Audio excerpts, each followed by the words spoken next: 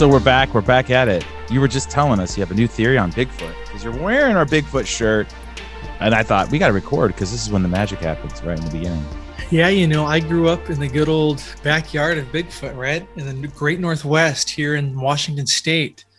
And so, I grew up watching Harry and the Hendersons, hearing stories of Bigfoot sightings and tales, even from some close family members. So my grandpa, he grew up hunting and would go elk hunting every year. And so he shares this story where there was one year they were elk hunting out kind of near Cleellum, Washington, way up in the high country, deep snow. They come out of their tents one morning and not far from camp, they stumble upon these giant footprints and they are like shocked. So much so that somehow they got a hold of some scientists or guys from the University of Washington who came out, took pictures, snapped or did the plaster cast molds and measured these things. I think if I remember right, the footprints were almost like, I think they were like 2 feet in length. And so that was I think that made it in a newspaper. So I heard that story and I'd see those pictures at my grandpa's friend's house on the wall, of their big encounter. And then a close friend of the family, his name was Bob. He would tell us this story where one year he was out hunting. Why is it always when you're hunting, right? He was hunting near Colville, Washington. This is the very far northeast corner of the state. And he was out collecting firewood and it was about dusk and getting kind of dark. He's by this little lake called Beaver Lake, I believe. And he hears the bushes rustling across the lake.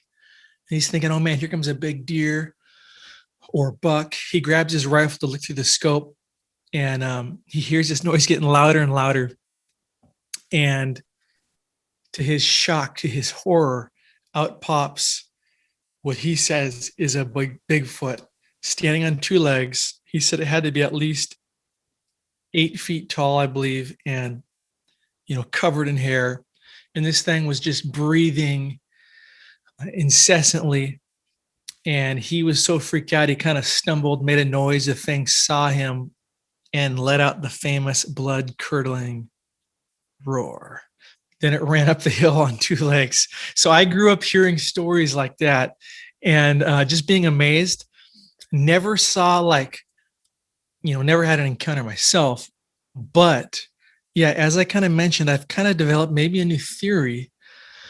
Ooh. And let me set this up by saying, we hear of the footprints, right? The hair.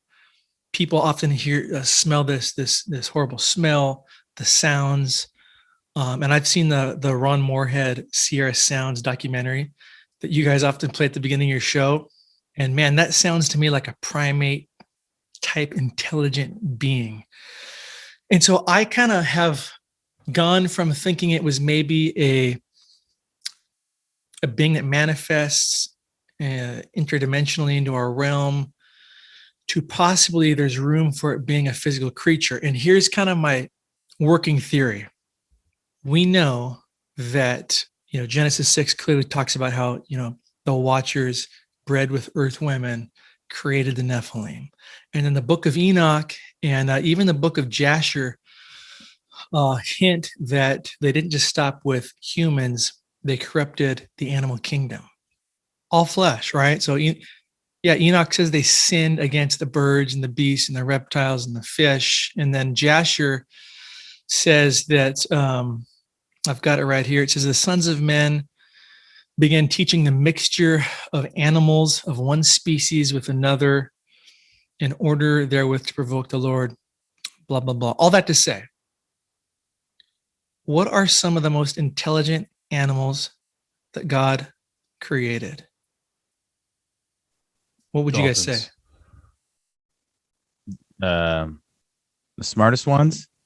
Dolphins. Dolphins is pigs. Pigs are smart. Pigs are smarter than dogs, supposedly. Right, but right up there with them are primates, right? Specifically, that's where We're not playing along very good. I was joking. I knew he wanted us to say it. Primates. Dude, pigs are like smarter than dogs, man. You're actually kind of right. That's what I said. That's what I said. People have pets. Prehistoric pigs. Yeah, I'm thinking of primates. Yeah, name me the chimpanzees. Like I believe it's voted the top intelligent animal that exists. So, what if working theory?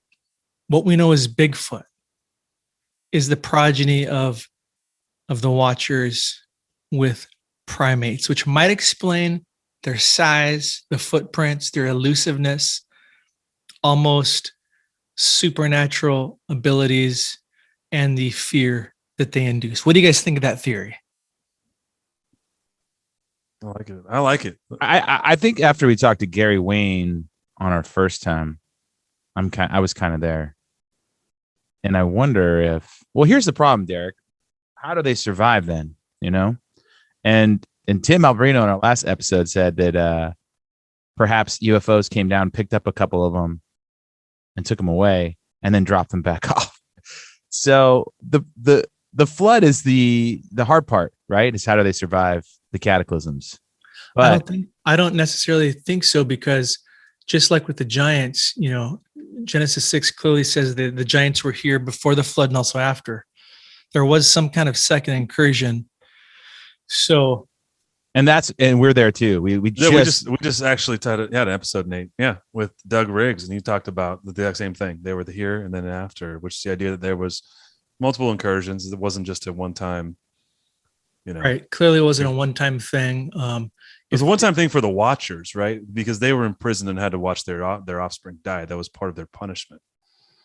But doesn't mean that this third of heaven that rebelled, there weren't more of the angelic class, whether they Watcher class angels or not, that didn't do the same dirty deed, right?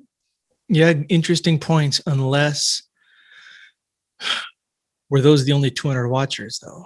Well, I'm saying it didn't need to be. I mean, it could have been cherubim or seraphim or any, just we've had enough discussions here talking about how Watchers is just a class, right? The Watcher class angels, whatever they do, they were sentinels, or they were meant to be guardians in some ways of the realm or realms. In that sense, I think that's a super fascinating idea that there is. Maybe there weren't dinosaurs created again or anything, but at the same measure, it doesn't mean there weren't other experiments and ongoing experiments. If you talk to Doug Riggs, like we did last episode, he would say that there's continuing hybridized experiments that are going on in some of the DUMBs. And Alberino would say that some of these things are happening off Earth in craft, and which I think is all plausible. Now we know. Amazing subjects, to say the least. You guys have had some amazing guests on lately. Been digging into the show. I really enjoyed, you mentioned the Alberino. I think it was a Gen 6 show you had not too long ago. And then I liked always love it when Dr. Judd's on, man. His Temple of the Watchers show was a home run. So thanks for the constant entertainment, insight, and I'm just honored to be back with you guys. Yeah. We love having you, man. We're excited about today and then the future. We've got, for our listeners, we have today's episode, then we have a future episode lined up with Derek to talk about the Cyclops builders of the Golden Age and how that fits into history and then also into the historical narrative, right? But that's not today. That's not today's show. Yeah, it was supposed to be today's, right? But thank you for your grace. Yeah, I've been just going down rabbit holes with the Cyclops, and I've just got so many things going on. It's just like I just needed more time. So thank you so much. But I think listeners will find that our topic today will be equally as interesting. I've driven through Lovelock, Nevada many times in my life. If you grew up in Northern California, you drove through Lovelock a lot of it. Yeah. On your California, baby. Let's go. Yeah. So it's funny. You drive through these places and then later on in your life, you're like, oh, there's some wild history here. But welcome back, Derek. I don't know if we did a proper introduction. We kind of did everything. Normally we talk about Bigfoot off the top of the hour. You jumped right in. You know the drill, right? I know it's your gateway drug. So I just wanted to give you a little high. We didn't have to ask. We're just like, hey, let's normally we start every episode asking our guests what their thoughts are on Bigfoot, right, Nate? Yeah. But you dove right in. You dove right in. Well, yeah. Tell our listeners you're doing a obviously you're with Megalithic Marvels, your main squeeze, and you're doing a tour in Egypt in February. Yeah, thanks for bringing that up. We are doing a tour. It's called the Megalithic Marvels of Egypt tour. It is going to be amazing. It is, let me make sure I got my date straight, February 8th through the 21st. So 14 days of megalithic heaven we're going to be in. Our host is going to be renowned Egyptologist Mohammed Ibrahim. This guy's not just an Egyptologist, but he is a guy that's a native Egyptian or can read hieroglyphs. But this guy, like us, understands megalithic prehistory. And so that's the paradigm from which he leads his tours. So he takes you to places, points things out, gives lectures in a way that anybody who comes is going to just have a baptism by fire in prehistory, that there was somebody building these superstructures that preceded the dynastic Egyptians. So cannot wait. Man, if anybody listening wants to join us, you can go to megalithic.marvels.com/tours. Got all the information. And compared to some other tours I've seen, ours is pretty affordable. $4,500. I've seen some Egypt tours for $5,500, over $6,000. So pretty pumped that we were able to keep that price low. And again, we're going to all the top sites. There's too many to list, but I'm super pumped. Our last main visit, we get a private 2-hour visit inside the Great Pyramid. We're going to see all three of the main chambers, the so-called King's Chamber, Queen's Chamber, and the other chamber. I'm blanking right now, but it's going to blow your mind. That's all I can say. So think about joining us. For all our listeners that aren't familiar with Mohammed Ibrahim, we talked about him with Derek in episode 26.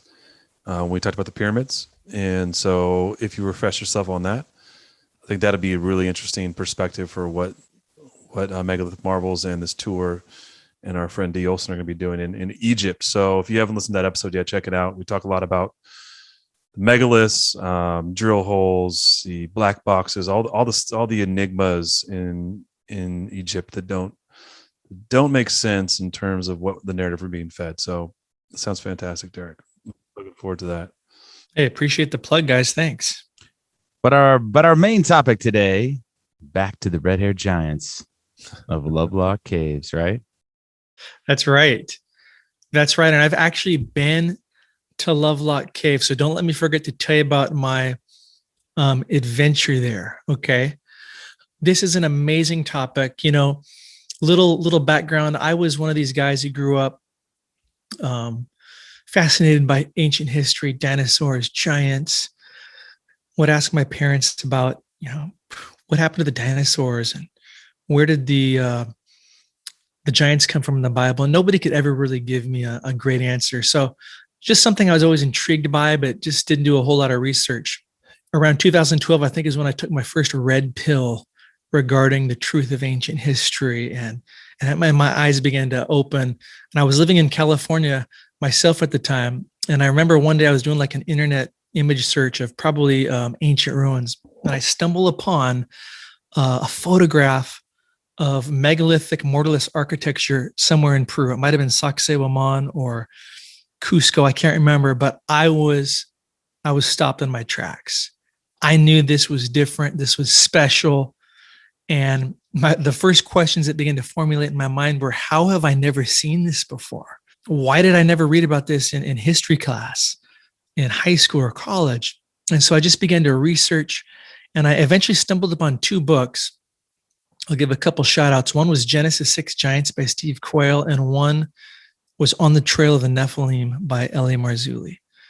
I think I read these about 2013. And these books had a profound impact on me and really helped me to connect the dots to so many things regarding the prehistoric world, megaliths, their connection to giants, and, you know, the modern day cover-up of history. And so as I continued to research around that time, it's when I began to learn more and more about the legends and oral traditions of the mound builders and the ancient giants of North America. And so one particular storyline that really caught my attention was that of Lovelock Cave, because unlike a lot of the other legends, tales, stories you hear about giants in North America, this one involves not just legends, but newspaper headlines, accounts from actual eyewitnesses, including archaeologists, photographs, and a cave. And so that's why I get so pumped up about the Lovelock Cave story, because I think it's one of the best examples we have that giants did exist in America. And you guys have had a ton of guests on, haven't you, that have talked about the mound builders and giants in America, right? Oh, yep. Yeah. We've talked about that extensively. And I did read a couple stories about the daughter of one of the Indian tribes, and she wrote an account about that. Yeah, it was I read probably about it. It's like a 10-page story about it, specifically where they camped out on top of these caves and fired down at them as they burned them out of this cave. I don't know if you know that. Yeah, I'm going to get into that, definitely. Oh, okay. Sorry about that. This is a preview. No. Just rolling that trailer. Nate's just so excited. He wants to just take my storyline. He's ready, dude. I know. Don't let him do it. I've done the research, fellas. Hey, I know Nate's ready because I think I saw on Instagram you were out there target shooting. I don't know about anybody else, but it looked to me like you were getting ready for Bigfoot hunt? the encounter to make sure you didn't miss, if you know what I mean. Yeah, right. Yeah. Well, Bigfoot knows what you're thinking, so you got to be careful. Yeah. Nate's thinking about going to Kandahar and looking for himself. So, the deep existential tour. There you go. Before I jump into the Lovelock story, just for, again, quick review, has anybody in your show mentioned some of the accounts by famous Americans like Abraham Lincoln regarding some of their quotes about giants? I think we haven't talked about that one specific quote. I think we talked about it in one of the first episodes. So there's Niagara Falls, but I don't know if we need. It's been so long. Mm-hmm. If we did, then you can definitely cover that ground. Awesome. So I'll just to set this up so people don't think I'm totally insane. Again, when the first colonist settlers began to move inland and head west, they would come across these giant mounds, and they would often excavate and dig inside them, and they would, to their surprise, uncover 7 foot, 8, 9, 10 plus foot supposed giant skeletons with often relics, bronze ornaments, copper. To people back in the day, it was clear that this culture predated the Native Americans. And then you'd have newspaper clippings talking about this stuff, reputable newspapers like the New York Times and the Scientific American would have like front page articles on some of these discoveries. But then even guys like Wild Bill Cody, the great soldier and hunter, bison hunter, and Abraham Lincoln. I even found something about George Washington. They all knew about the mound builders, and they even talked about the giants. So the one regarding Abraham Lincoln, he was one time visiting Niagara Falls, and he was just taken back by its beauty and power. And he was writing about his visit there. Let me find it. He said, recounting the beauty of Niagara Falls, Lincoln said, quote, "The eyes of that species of extinct giants whose bones fill the mounds of America have gazed on Niagara as ours do now," end quote. Hey, so that's coming from Honest Abe. So it's not just me. Okay, Honest Abe is talking about giants. Yeah. Would never tell a lie. And what do you think, Derek? Why do you think that he knew about these mounds? He knew about the bones. He knew about the history of America. Was it just something that people talked about back then, or he had an insider? No, it was kind of like I would equate it to Moses writing Genesis. Moses, he mentions the giants of the Nephilim giants in just sweeping broad strokes, not going into detail, assuming that everybody back then just knew what in the heck was going on, right? They knew the gods came and had mingled with men, and there was this hybrid race. And so it was like Moses was writing from, this is just known. Mm-hmm. And so I think that's what Abraham Lincoln's doing here.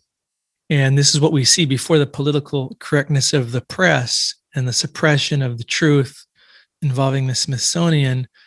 again, reputable newspapers like the New York Times would even document these discoveries into the early 1900s. And that's why there were so many headlines regarding these discoveries, because science was more, the science in its true form was embraced way more back then than it is now, if that makes sense. I mean, we see that with like these newspaper accounts, they were printing about it and then they stopped.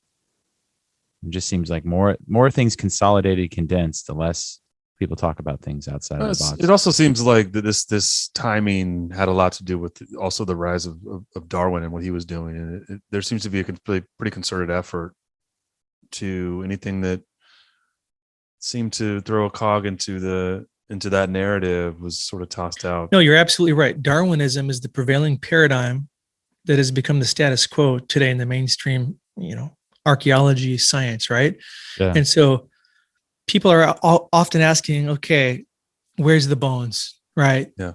Prove it. Where's the bones? Well, people need to understand, with Darwinism being the prevailing paradigm, therefore any evidence that conflicts with the Darwinian paradigm, it's shut down and it's really forbidden. And so if you research this, you'll find that there's usually a deliberate obfuscation to hide anything that does not fit the standard theory that Native Americans crossed the Bering Strait and settled here, and before them there was nothing.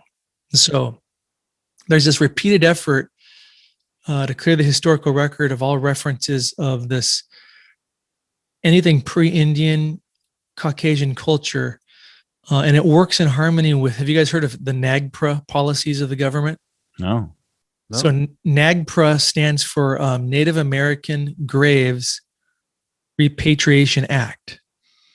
So what this is, it's a law that was passed, NAGPRA. What it does is it basically classifies anything ancient in America as Native American, right? And so we'll talk about Lovelock. When you go out there and you see the, official state signage about this, it just chalks it up to Native American stuff that was found. So what this does is the NAGPRA policies allow the government, working with the Smithsonian, to come in and take anything ancient, repatriate it. Means it vanishes. They take it or they bury it. They say in honor of, the Native American heritage. But the Native Americans often will say, this isn't us. This doesn't even look like us. But again, that policy is used. And this will often happen where somebody they'll discover something. And, without doing their research, they call up the, local university, they send out archaeologists.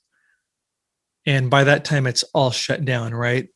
They take everything and it vanishes. That's what happened with Roger Saker and when he dug into his serpent mound on his property, right? He made the mistake of calling local authorities, and they shut it down, made him rebury it on promise of fine if he actually ever uncovered anything else. Everything else was confiscated, and it's gone. So we talk to people. This has happened. We're not wearing tinfoil hats saying this is what happens to everything. That's why the evidence has disappeared. This is actually what happens. And I believe it's this whole, the morality of it. Some of these things seem to be in the right place, but the problem is that everything, as you said, everything is classified as Native American. And we know for sure, and you cover this in what you do all the time, when we talk about what happens in South America, that the stuff that's older, these megaliths, all predate the Incas, predate the Aztecs, predate the Maya. These mounds predate the Native Americans here. And then that becomes a point of contingency when we're actually trying to find the truth, because everything gets put in the same pot. Well said. So the Lovelock phenomenon starts with the oral tradition. And the oral tradition alone is just, if you're into this stuff, it's so awesome. So the Northern Paiutes of Nevada, they have this ancient oral tradition that they've passed down from generation to generation that states that, in ages past, they went to war against a ferocious enemy known as the Sitika. Say that fast a couple times. And the Sitika were supposed to be this prehistoric race of red-haired cannibalistic giants that would literally devour the flesh of their foes.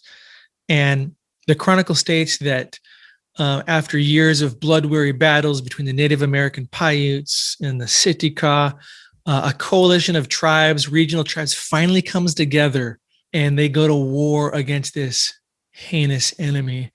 And these tribes coalesce around this cave, and they push these red-haired giants back into the depths of this large cave, cover the entrance with brush piles, and then they set it ablaze to suffocate the giants. And any would-be escapees were shot with fire-piercing arrows.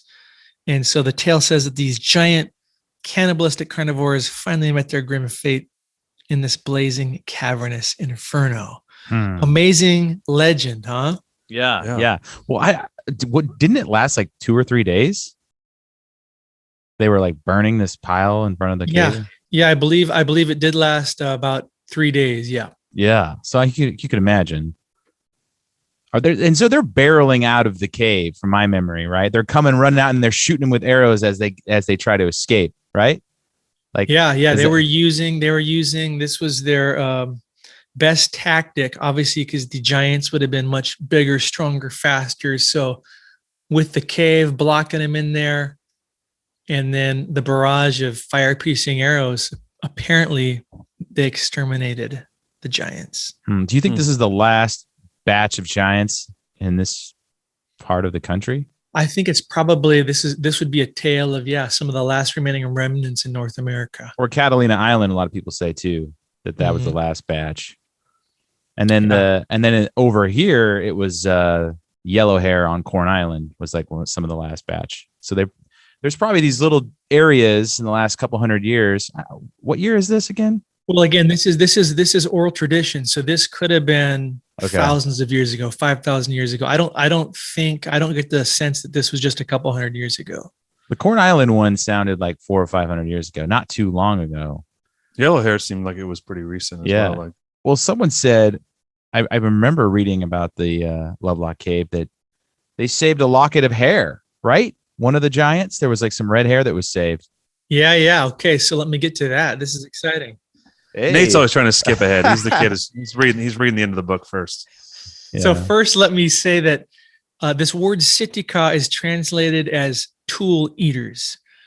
And so in the Northern Paiute language, so tool is a species of like a water plant that grows in marshes, right? And so if you look at a map, and I sent you guys some pictures, if you look at northwestern Nevada like 10,000 years ago, it would have been covered in this prehistoric lake called Lake Lahontan.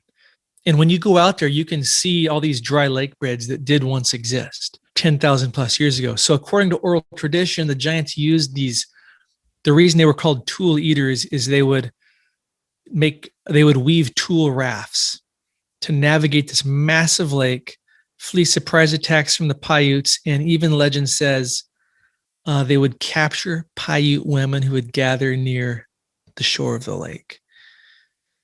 So that is the oral tradition. And again, it sounds pretty fanciful. But then as Nate's alluding to, we've got the written account. So the legend of the red-haired giants really began to spread like fire around 1883 when the chief of the Paiute tribe, Chief Winnemucca, his daughter writes the first known autobiography by a Native American. And the book's called Life Among the Paiutes. And in her book, she talks about a tribe of barbarians that she says were known as the People Eaters, who lived along the Humboldt River and would waylay her people and eat them. And she goes on, Nate, to say that she had, when she wrote the book in the 1880s, she says, I have some of their hair. It's been handed down from generation to generation. And that she even had a dress passed down from her family that was trimmed with this reddish hair. How crazy is that? That's wild. Wow. Well, based on what Fritz Zimmerman said, you don't want to, that might be a bad thing, Derek, having any sort of remnant of the giants or the mounds. You're kind of inviting something into your, you know what I mean? Like, I don't know if you want that. I don't want that juju on you. I definitely wouldn't want it hanging around my my man cave. Yeah. Yeah. Well, But you figured the spirits, dude. The demons are disembodied spirits of the giants. So you're just like, hey, man, I got a piece of your old vessel here. You want to come check it out? I got some demon fur. Yeah. That's right. Exactly. Yeah, I Yeah. think if the legend is true, again, this was such a renowned enemy, such a ferocious enemy. To them, it would have been such an epic win that's probably why they kept this hair along with some other things. So it gets even better. Ooh. We've got the oral tradition, we've got the written account, and then we've got the cave. So about 93 miles northeast of Reno, kind of situated in this outcropping of limestone, is Lovelock Cave. It looks like an ancient fortress. And again, don't let me forget to tell you about my trip there. But in 1911, a group of miners are in this cave. And what they're doing is they are digging out hundreds of tons of bat guano. Do you guys know what that is? Yeah. It's poop. That's right. Yeah. Fertilizer. Fertilizer, which Well, yeah. I guess is very valuable back in the day, So they're in there digging around. And what do these guys start to find? Countless well-preserved prehistoric artifacts. So much so that the University of California finds out. They send out an archaeologist named L.L. Loud. I mean, I feel bad for this guy. Why would his parents name him L.L. Loud? He goes out there in 1912 and begins excavations. And this guy, again, this is an archaeologist from the University of California, obtains over 10,000 artifacts and specimens. Keyword from the cave. Jumping ahead, 1924, another archaeologist named Harrington does some archaeological excavations. And then he and this Loud guy in 1929, they write a book together. They call it Lovelock Cave. And this is where I've pulled a ton of information because I wanted to get it straight from the archaeologists. And these guys throw out a couple of different dates, but the oldest date they throw out is that there was inhabitants in this cave as old as 4,000 BC. So we've got some history here. There's another cave actually not too far away from Lovelock Cave. It's called Spirit Cave. I might mention this later, but there was 2 mummies found inside there dated at 10,000 BC by the Smithsonian. So we have a very ancient region here, very ancient history. These archaeologists find all kinds of stuff in this cave. And a couple things I'll note is they find this donut-shaped stone calendar with 365 notches. They find these elaborate duck decoys that are considered some of the oldest and most elaborate in the world. I mean, they look like they're taken from a sarcophagi out of Egypt, and they're on display in DC at the Smithsonian Institute. And maybe, guys, in your show notes, you could link an article I wrote on this. It has all these pictures if people want to see them. Yeah. But that'd be great. Yeah. as cool as all that stuff is, they find tons of burnt arrow shafts. A pretty cool quote I found from these archaeologists is that they talk about how these burnt arrow shafts they found tend to confirm the Northern Paiute legend of the assault on the cave. I thought that was pretty awesome. Is there burn marks inside the cave as well, like up on the walls? And yes, when I went there, that was the first thing I noticed that I was taken back by. Lovelock Cave, where it's at, I mean, it almost feels like you're on the surface of Mars. This region, it's so arid and dry. And this cave is in the middle of nowhere, like a fortress. And you get inside and you see it's a huge cave. But the first thing you notice is the entire roof is charred black. Again, lending credence to the legend. yeah, so you think that this cave, not only were they retreating in there in this one instance, but they were coming and going out of this cave for sounds like a long time. Elaborate cave systems. And we we hear about that all the time on our show, Derek, is that like not only these beasts underground, but people say the ones they still see today go in and out of underground. The rare sightings of a giant that still happen, they're coming in and going out of holes in the ground. So what's their obsession with going underground, you think, and being out of? I mean, if they're big and they're dominant and they're on the land, I mean, that's the thing that's interesting is that they do go underground a lot. You'd think that they would dominate so they wouldn't need to, or perhaps there's the target on their back. And so they're constantly,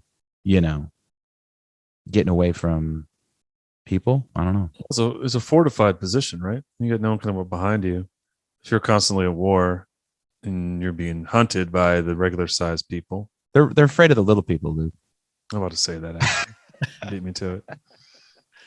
Yeah, I think, if you go out, if you're at Lovelock Cave, it's a strategic defensive position where if you're standing outside the mouth of this cave, you can look out and see literally for miles. You could see anybody coming. And so I do believe one reason the giants might have been in this cave, just like I believe giants once inhabited Sardinia. I believe it was an island of giants, and they chose that island, probably kind of like they chose Catalina Island for defensive purposes. This is why they used to put moats around castles, right? Well, even better is a full-blown island. It's a lot harder to get to. You can see who's coming. I think we've talked about this before, but yeah, Sardinia, they've got these Naraji towers dotting the island, hundreds of them. And they've got the tombs of the giants, which is what they're literally called in the Sardinian language, where giant skeletons have been unearthed.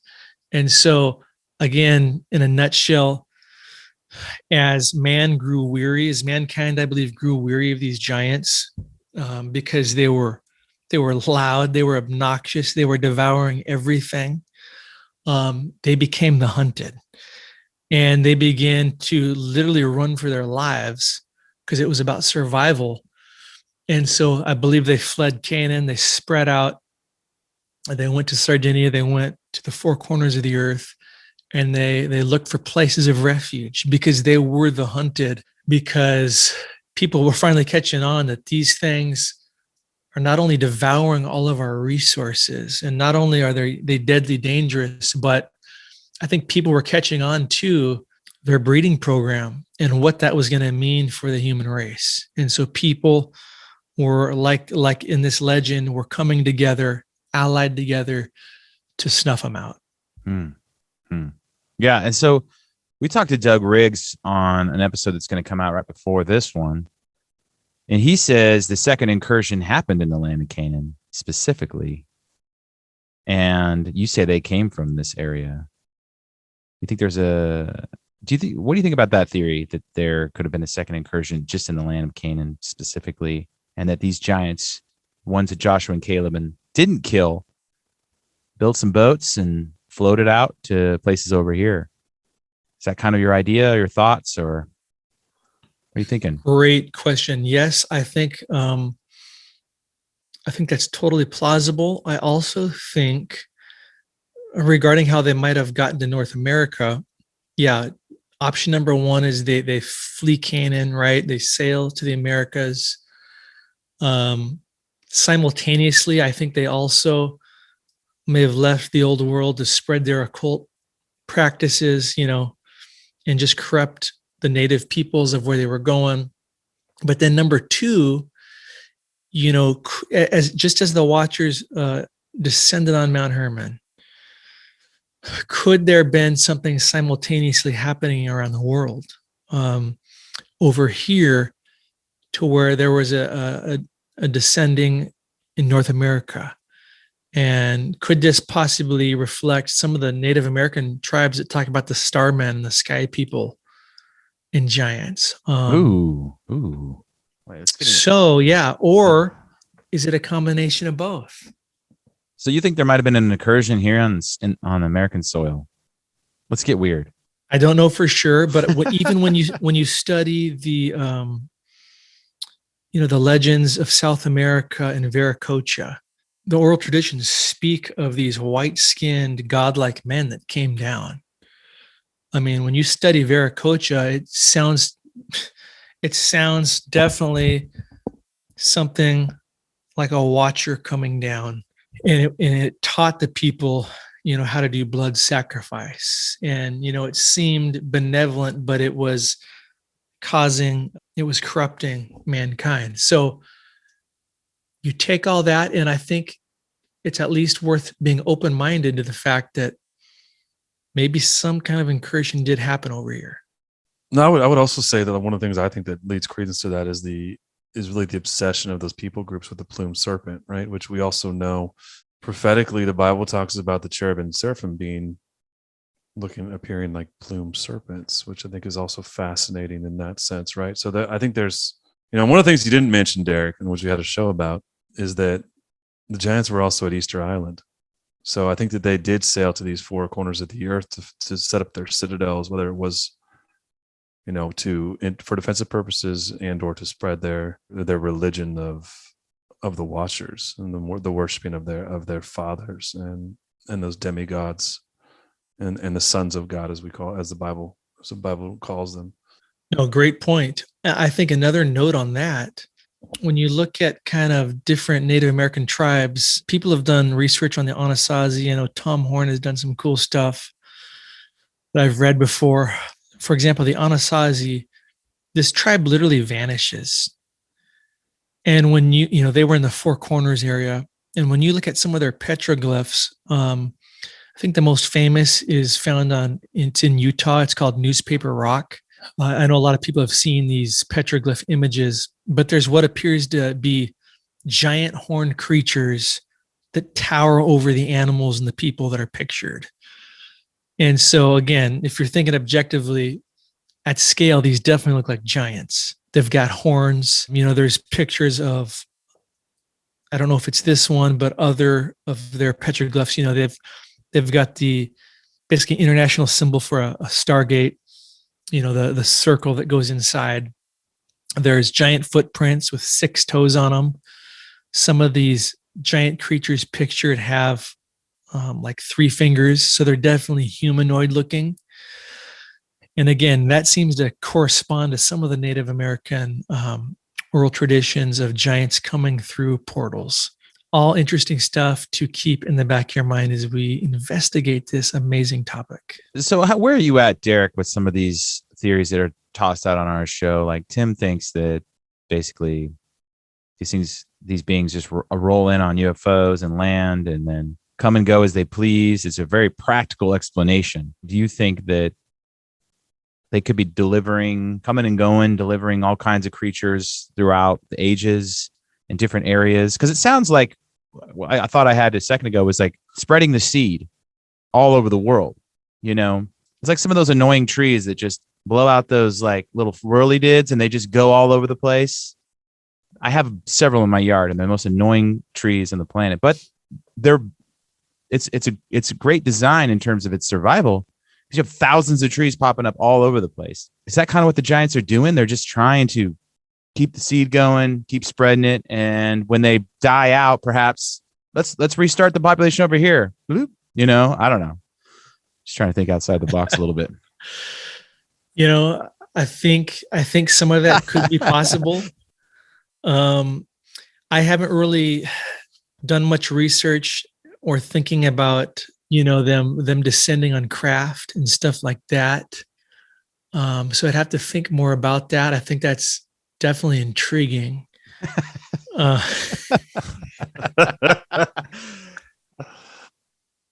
You said you like Tim's Genesis 6 episode, so I'm just going with it. Oh no, I loved it. It's you never know what, you never know what you're gonna get. I think sometimes it's easy to think they were just independent, just consuming the resources, and there was no like overarching plan. But it seems like maybe they did have a plan. Maybe they were trying to do something. Yeah, and I think something else we can't forget is, not just a Native American tribe. This could be any group of people or any person.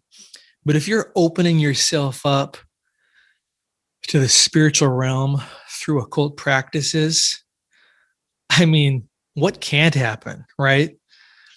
And so if we're traveling back in time thousands of years ago in North America, and you're a tribe of people engaging in sacrifice, blood sacrifice, occult worship, inviting the gods, from my worldview, stuff's going to show up.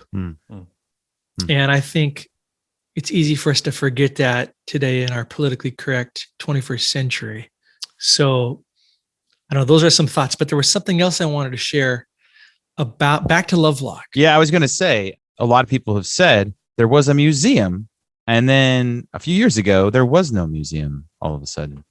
Ooh, you know this story pretty good. Well, first I wanted to get into a couple cool details. So these archaeologists, they find, these burnt arrow shafts, and then they begin to find giant weapons fragments and giant tools. And one cool thing that was found at the mouth of Lovelock Cave is what they call a giant pestle. And a pestle is like this giant grinding stone.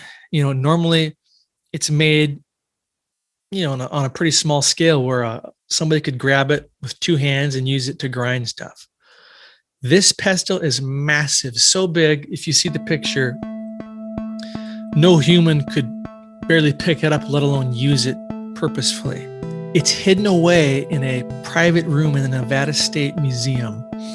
And I found a quote that was really shocking. The museum curator there of anthropology, Dr. Jean Hattori, says this, quote, "We recently received a donation of a pestle that was found below the mouth of Lovelock Cave, and it is extraordinarily large and heavy. It is much larger than we usually find. It was found within the Sitka territory. So this could have been one of the pestles used by the red-headed giants and might account for its large size because of the large people that were using this."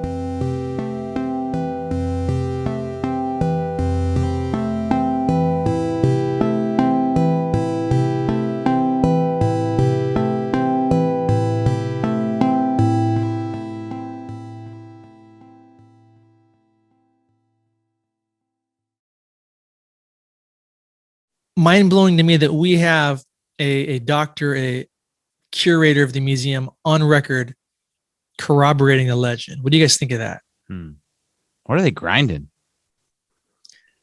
Bones. Bones. There you go. The giants, they're grinding bones. Fee, fi, fo, fum. What are they grinding bones for? To eat them. They're bone broth. They're really into their health too. That's interesting. They're not. Yeah, the artifacts themselves that we've talked about, to me, they prove that some kind of advanced culture did indeed predate the Paiutes here. But then, something else crazy is found by the archaeologists, and I call this the humanoid. And did you guys get to see that picture I sent? Oh, yeah. Yeah. Oh, yeah. What were your thoughts when you saw that? Ooh. I mean, I'm looking at it right now. You're talking about the huge skull? I'm talking about. No, this is a humanoid. It basically looks like a little mummy. Looks like an alien. Yeah, it's a little mummy. Yeah, look at that. It's like a little person. It's like a gray. So as I scoured the appendices of the archaeologist's book, I was shocked to see this photograph. This thing was apparently, I think it was, younger. It was wrapped in a woven fur robe. But check out the eyes in comparison to the body, placement of the eye sockets, the smallest jaw. I mean, this looks similar to some of the Peruvian skulls that we're finding. It does. I was thinking that. Looks like some of the stuff we see out of Paracas. What's interesting, Derek, is this area, something we didn't outline, is it looks like it was all back then covered in water, so it would be more like an island in some of these areas. That maybe that's why they were specifically holed up on a certain part of Nevada, because you drive through Nevada now, it's basically a desert. So back then could have been like Easter Island, Catalina Island, could have looked like that. Maybe they were taking refuge in a specific spot surrounded by water. Exactly. So you've got these artifacts, you've got this humanoid. Now let's get to the fun part, the giants that everybody's waiting to hear about. So Sorry, I keep just jumping the gun here. No. There's so much to this story. I just want to make sure we're not forgetting any of these layers because it builds a case, right? Yeah. Again, based on the oral traditions, the Northern Paiutes, they would have been the only people at the time that would have seen these red-haired giants. However, there's eyewitnesses who claim to have seen the bones and skulls of some of these supposed prehistoric cannibalistic carnivores. And so let's start with the miners, the guys that were digging around for the bat guano. They also talk about finding skeletons of large proportion. Let's start with this one. This one is only 6'6", but a miner named James Hart basically says that he found in the south end of the cave, about 20 feet deep, skeletons. And one was a striking looking body that was 6'6" tall, mummified with distinctly red hair and very giant in proportion. So we've got that. And then we've got a guy named John Reed, who was a mining engineer. This guy claims to have found, examined, and measured several giant skeletons that were either from Lovelock Cave or the surrounding lake area below. And so you can find newspaper articles. I've got them here of him with a 7'7" giant skeleton. And then there's one where it talks about him, I think, finding an 8-footer. So pretty cool. But then you got the archaeologists in their, again, book Lovelock Cave. They say this: it's quite likely that members of the crew excavating the guano took away bones, especially the skulls. The best specimen of the adult mummies, get this, was boiled and destroyed by a local fraternal lodge, which wanted the skeleton for initiation purposes. Several human mummies and parts of mummies were obtained by the guano crew and the writer. Much of the hair found on the mummies in the cave is reddish. So you've got, again, the archaeologists saying, hey, there was red hair found on these skulls and skeletons.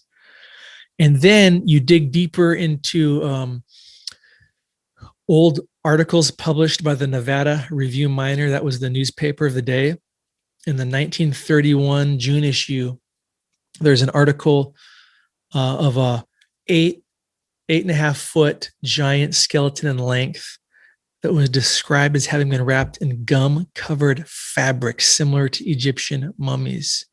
So crazy that you've got all of these giant skeletons, again, from 7, 8, 9, one even almost 10 feet long here, being described as that these things were really seen and measured. Sounds like empirical evidence to me. Sounds like they stole one of these and took it to Yale for the Skull and Bones initiation. Yeah, or some Masons were getting slap happy and needed for their rights. It would make sense, Luke, that they would take a skeleton of a giant to do their initiations, which is really creepy. Think about. Yeah, it is. There's some weird layers here. There's some real weird layers. Think about their doctrine. Yeah. See, Luciferian doctrine. Taking the bones of a giant. The offspring of fallen angels. Okay. So you could see some of this stuff just a few years ago. A lot of people have sent us links to this and the pictures to this. This is kind of up there with the Kandahar giant of what people send us. They send us a lot of these photos. But there was a conspiracy theory that you could see everything you just talked about until like 2008 or something, I want to say. Yeah. Well, let me first say this. So I went to the cave. Okay. And again, I'm not a very touchy-feely person. I don't have big experiences, encounters. But when I entered that cave, the word I guess I would use is it definitely felt otherworldly. Maybe it was just partly the smell, but it just felt ancient, if that makes any sense at all. It felt ancient. Maybe it was just I knew too much. But it felt like, dude, you're standing on history. Some crazy stuff happened in this cave. So let me pause for a moment and say I continued to research this crazy subject. And I got some leads on information that some of these skeletons, at least one of these that I might have mentioned here that was measured, seen from Lovelock Cave, was actually transported and taken to a little Nevada town called Virginia City. And it was on display in kind of a curiosity shop, like I think in the 1930s. And I was mesmerized by this because, man, to think that this one of these skeletons might have been on display and people would go and pay money to see it, like, how insane is that? So I continued to research, and I found some stuff that led me to believe that that skeleton was still in Virginia City in the basement of one of the old stores. Wow. Okay, now this is crazy. So remember, I was reading On the Trail of the Nephilim by L.A. Marzulli. So I think, hey, this is pretty cool. You know, I don't have a blog yet, megalithicmarvels.com or anything going on. I'm just researching as a citizen. I emailed this to L.A. Marzulli and I said, hey, I know you're always on the trail, L.A. This is something I found. I don't know if you're interested. I don't know if it's even true, but I just wanted to pass it along. Okay. At this time, you know, I'm just a fanboy of his. So to my surprise, he emails me back, you know, maybe a couple of weeks later. And he's like, thank you for this incredible lead. I've gotten my, some of my private investigators on this. Long story short, he basically said, I am going to Virginia City to look into this. Do you want to come with me? Yeah. Dude.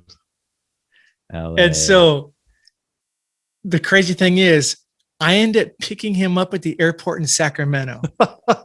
Sacktown. Woo. In LA, you know, he's just got this big personality.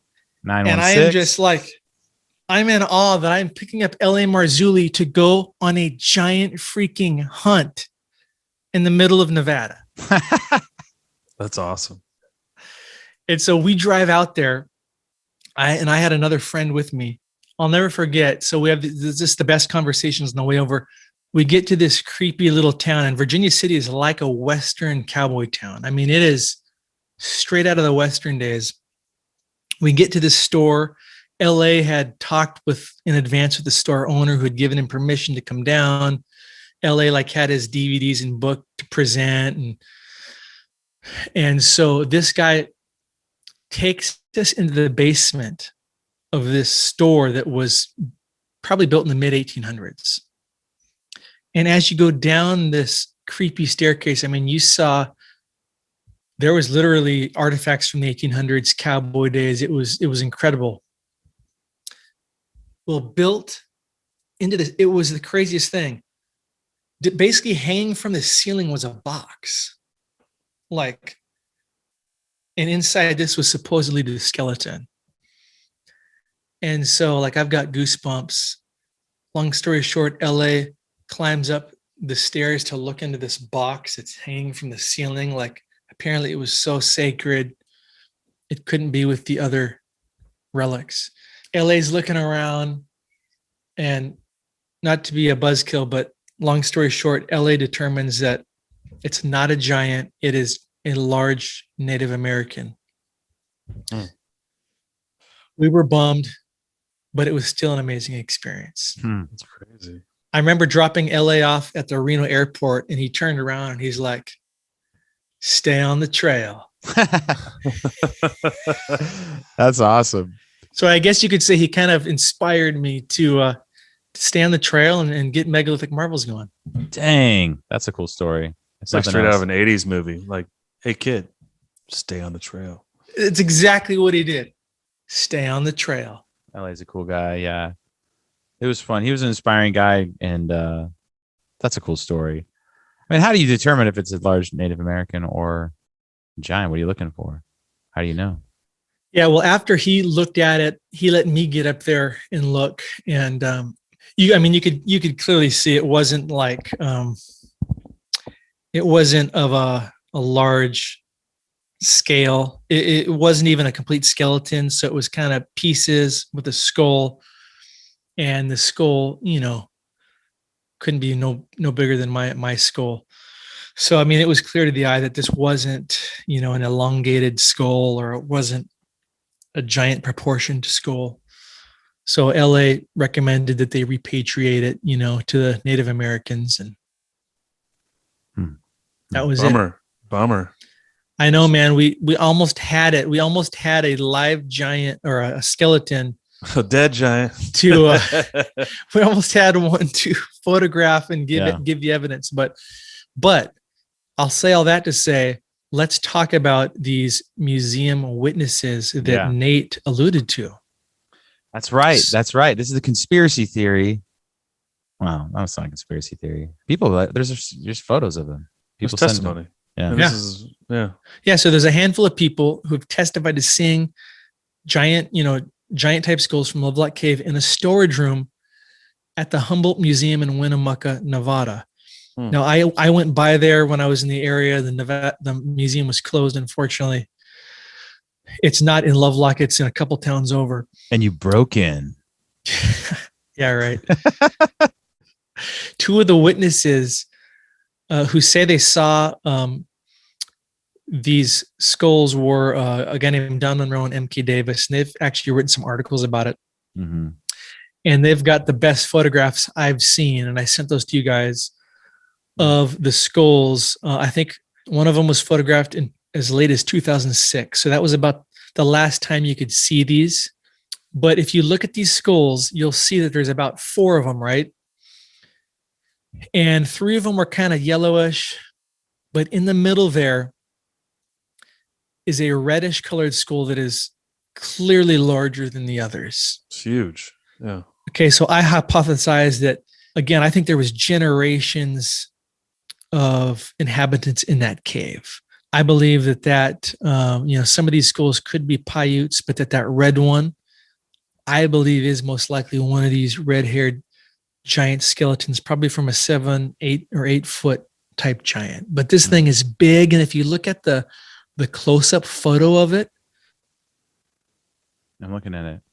Yep. It appears to have double rows of teeth. Did you see that? Yeah. Wow. Look at that.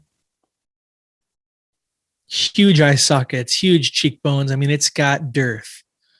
Well, it's good that you have, there's also, and we'll post these pictures in the show notes and also probably in our Facebook group so you guys can follow along, but it's significantly larger. At least there's more skulls there for scale. And it's big. It's a big guy. I just got giant skulls and 80s memes in my phone here with you, Luke. I'm like scrolling back and all of a sudden there's a WWF meme. Look at that. And why the red versus the regular color? What do you think about that? The difference in colors of skulls. Yeah. Well, we know they had red hair, so why not red skin? I also wonder if fire had anything to do with it as well. If they're, it could be fire. It could be that, maybe this red one or these reddish giant ones were at a lower elevation where the earth was different. It is kind of a reddish, muddy soil out there. So I don't completely know that. But to me, of all the research I've done, you hear so much about, again, ancient giants. You see newspaper articles. You'll even hear, some accounts, but to see an actual photograph, this to me is one of the greatest pieces of evidence I've ever seen of possible giants in North America. Because there's several of these, you can tell they're not fake. Don Monroe, who took these in the 70s, he's got his name on the photos. So I think we could be looking at the skull of a, again, 7, 8, maybe 9 foot tall giant. And why do you think? Why do you think they were around to look at so recently? When most of the time we hear the stories, this stuff disappears decades ago. That's interesting that this stuff stuck around for so long. There's a guy named Richard Dewhurst who wrote a great book called The Ancient Giants Who Ruled America. Yeah, we tried to get him on the show, actually, I think. Okay, yeah. He talks a little bit about Lovelock. He has a couple of pages devoted to it in his book. And This guy's an Emmy award-winning writer. He's been on, several television series and stuff. So I think he's pretty reputable, but he even says that it's been confirmed that these 4 ancient skulls, and I think he wrote this book in 2017, so not too long ago. He says are in possession of the Humboldt Museum in Winnemucca. And according to Barbara Powell, the director of the collection, the museum is prohibited by the state of Nevada from putting the skulls on public display because the state does not recognize their legitimacy. And this is why they're kept in a storage room and shown to visitors, privately by request. This Barbara Powell also says that additional bones and artifacts were transferred to the Museum of Anthropology in Berkeley, California, and they're never put on display. So there's even more of these. So again, we see that the scientific community seems to be scrubbing all references to 7-foot plus tall giants, anything, red-haired skeletons found at this site, and other sites. And it's a repeated effort, it seems like, to clear the historical record of all references of anything pre-Native American. Again, it's working in harmony with the NAGPRA policies of the government, which really seems to be it's working on an agenda based of political correctness instead of objective science. So that is the Lovelock Cave red-haired giant story phenomenon. So I'll end with this question based on all of that, all those pieces of information.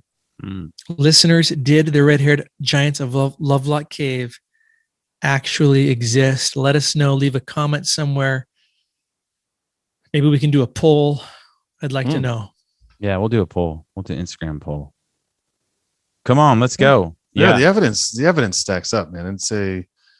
It's fascinating too. Like what I didn't know about this, Derek, and I think is really interesting, is the idea that when you look at the age, and then you look at the fact there was an ancient lake there. And that everything lines up from the oral history to the narrative of the native people. And then you start looking at the evidence, the actual physical evidence that exists. And we know because it's been photographed. Giant pestles, giant skulls, scorched weapons, a burnt roof of a cave. Mm-hmm. Yeah. Hair, dress. Dude. We got it. They made a dress instead of making hair dolls. I mean, but you can't argue. 10,000 artifacts. 10,000 artifacts. Many of them secreted away, never to be seen. Yeah, and then we've got the museum curator in the Nevada State Museum and the archaeologist lending credence to the legend of the Paiutes. Yeah. So it is a crazy story to behold. And L.A. Marzulli just looking back at you and telling you what to do. Cherry on top of that story. Right? It's like, fantastic. Yeah. Stay on the trail. Stay on the trail. Derek, it's fascinating.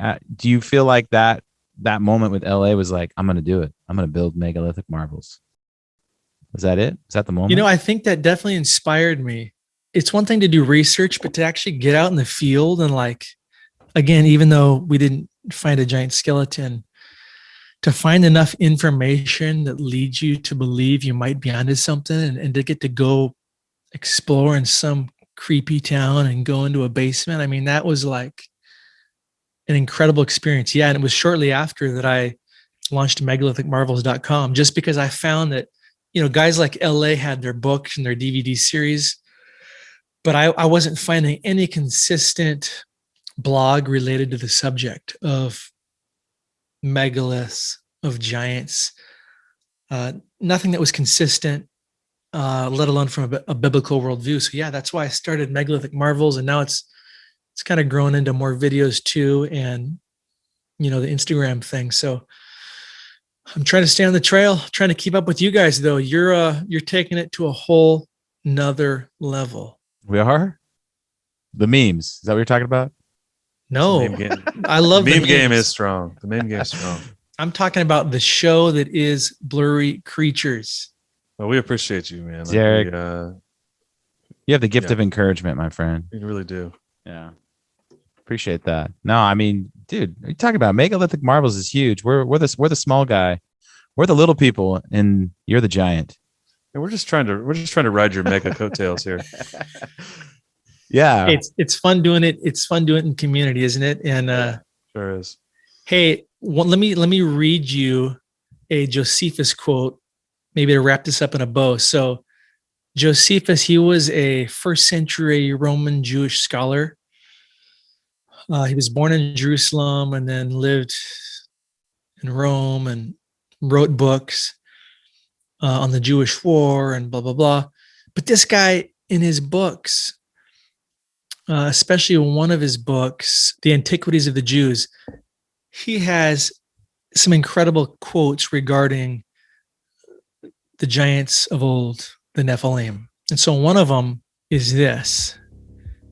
And he says, quote, "There were till then left the race of giants who had bodies so large and countenances so entirely different from other men that they were surprising to the sight and terrible to the hearing.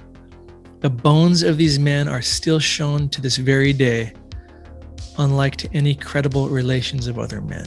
So I just love that, we've got the Bible and all the scriptures there that talk about giants, and we've got Enoch, but here we've got a historian from the first century corroborating that these giants were still on display in their museums back then.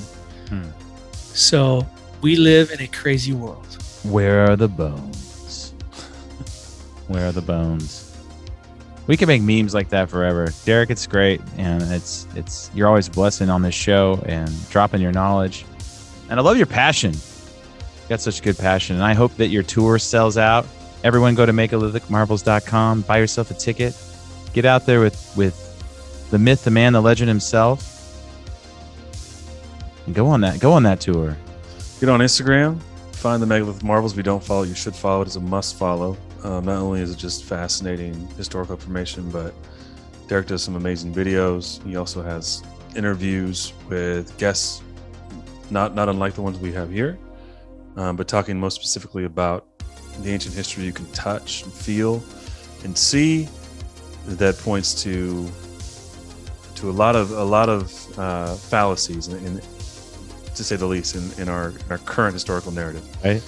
And so we're grateful to have you as a friend and a guest on our show. Derek, we're going to have you back to talk about Cyclops and the builders during the Golden Age. We'll get to that at some point, but thank you for this fascinating dissertation. Yeah. Hey guys, thank you so much for the opportunity. Love the show. Love coming on with you. And Luke, maybe next time you're out there in Arizona, in Sedona, I've seen your Instagram stories, living large. You can take a little excursion over to Lovelock and give us a live update of what's happening. Oh man, you were right there. I'll be the Lovelock giant for one day. Yeah. And we'll post that poll on our Instagram. If you have any stories about giants, there's several people, Derek, that send us messages like, my grandfather dug them up, but I won't come on your show and talk about it. I'm like, come on. If you have any stories of giants, I know they're out there. I'm like you, man. I want to like be on the trail and find the bones myself. But yeah, even if they don't want to come on the show, just tell them to send us the coordinates. We'll take care of the rest. Yeah, I love it. Well, thanks, man. Till next time. Thanks, Derek. Thanks, guys. All right, bud. Roll that time.